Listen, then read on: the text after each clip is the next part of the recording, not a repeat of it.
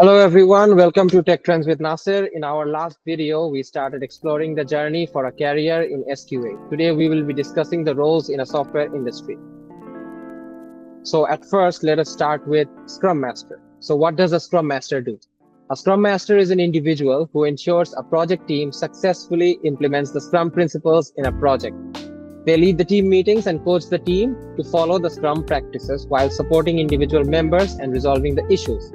Scrum Master can sometimes also be called the servant leader because of the supportive role that they play.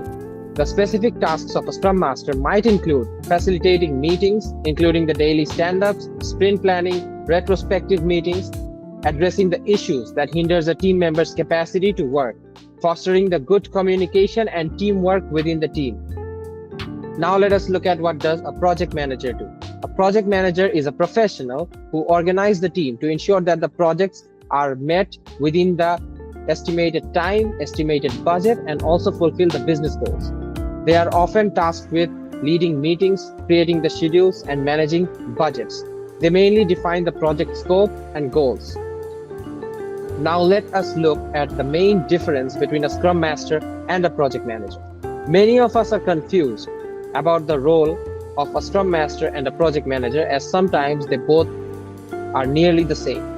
So I'm going to mention the main difference. Can you guys guess the main difference? Okay, so let's see if you're correct. Okay, the main difference between a Scrum Master and a project manager are Scrum Masters are exclusive to only the Scrum projects and Scrum teams, whereas the project managers can work on any type of project.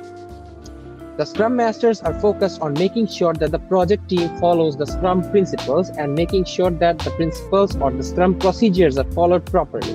Whereas the project manager are also concerned about the logistics like budgeting and risk management in case of any project.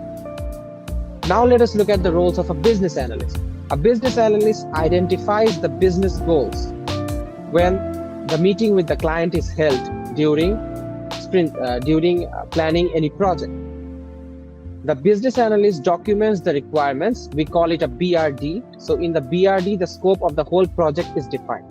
The business analysts are also responsible for attending the client meetings on site in case of any clarifications regarding any user journey. Now let us look at the role of a UI or UX designer.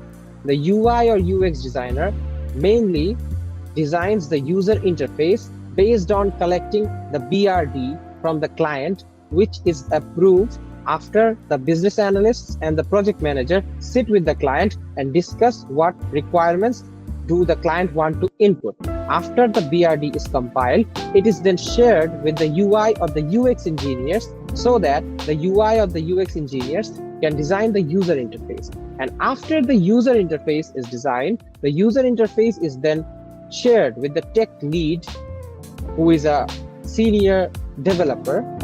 So he divides the tasks among the developers, and finally they will develop the software. Now comes the role of the QA engineer, the main thing which we were discussing all along. So the QA engineer designs the test plans, the test scenarios, how they will test the software by dividing it into features and testing if the features work properly. They will do end-to-end testing on all the features on all the platforms in both the local environment and the UAT or the user acceptance testing environment. They plan the test schedules or the strategies with the project scope or delivery deadlines. They also conduct the software compatibility tests with programs, hardware operating systems, and environments.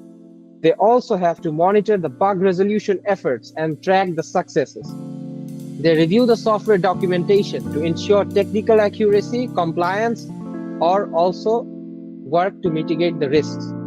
They also have to design automated test scripts for regression testing so that they can reduce the time when the software needs to go a quick test. They also conduct the historical analysis of the test results and provide the software engineers with feedback so that such scenarios won't be repeated in the future. Please like, share, and subscribe, and also hit the bell icon so that you never miss an update on Tech Trends with Nasir. Thank you for your time.